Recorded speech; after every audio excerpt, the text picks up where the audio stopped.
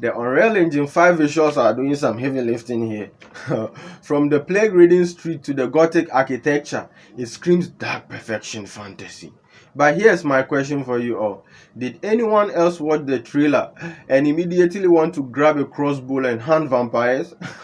Or was that just only me? Now let's talk about the setting.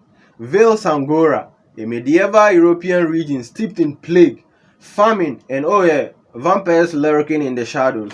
If that doesn't scream a cozy place for a weekend getaway, I don't know what does. The attention to detail here is incredible. Polished log house, Ukrainian clothing, Romanian defensive churches. It is like the developers took a history lesson and then sprinkled it with blood-hungry vampires. Would you four play as the noble vampire, or are you going full chaotic bloodsucker? Welcome adventurers, storytellers, and vampire lovers to today's epic discussion on the Blood of Dawnwalker. If you haven't heard of this game, buckle up, because it is coming from none other than Konrad Tomaszkiewicz, the director of The Witcher 3 and his crew at Rebel Wolves. Think medieval Europe, vampires, day and night mechanics, and a narrative sandbox that promises no two games will ever be the same. Yes, this is the dark fantasy RPG we've all been waiting for. Let's delve into the trailer, the gameplay details, and why this could be the next big thing in gaming. Okay, let's start with the trailer. Can we all agree that this is a piece of art? And it is still in the alpha phase. The Unreal Engine 5 visuals are doing some heavy lifting here. From the plague-ridden street to the gothic architecture, it screams dark perfection fantasy. But here's my question for you all. Did anyone else watch the trailer and immediately want to grab a crossbow and hunt vampires? Or was that just only me? And let's not forget the protagonist, Coen, a Dawnwalker, half human, half vampire. It is giving me Geralt meets Dracula vibe. Do we think Coen has the potential to become as iconic as Geralt of Rivia? Or is it too soon to compare? Now let's talk about the setting.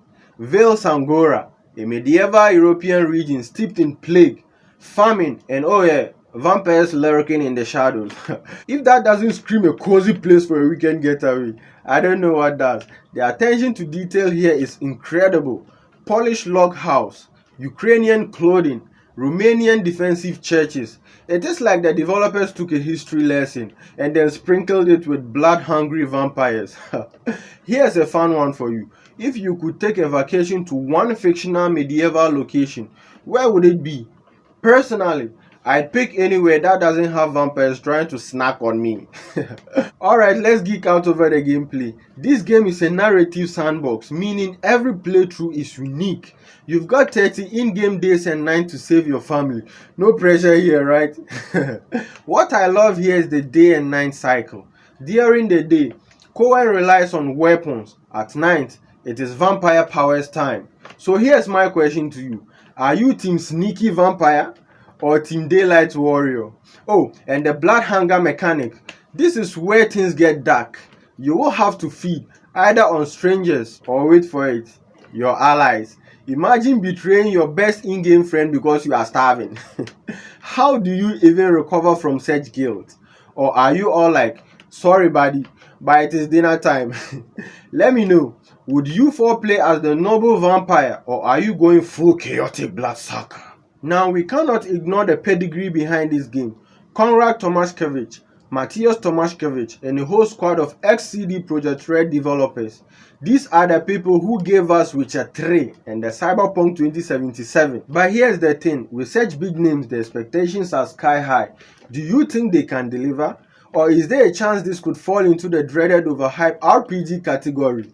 And real talk, if you had to work with vampires, would you trust your co-worker not to bite you during lunch breaks?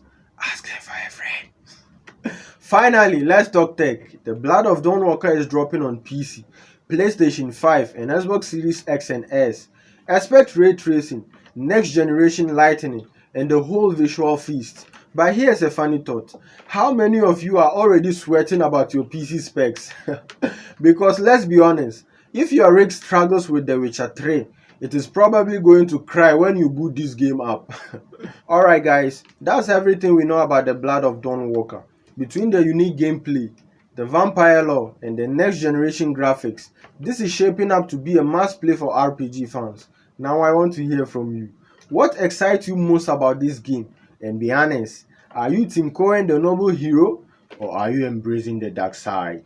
Drop your thoughts in the comments, smash the like button if you are hyped for this game, and don't forget to subscribe for more updates. Until next time, keep gaming, stay curious, and remember, if you meet a vampire, maybe don't offer them your neck. See you next time. Adios amigos.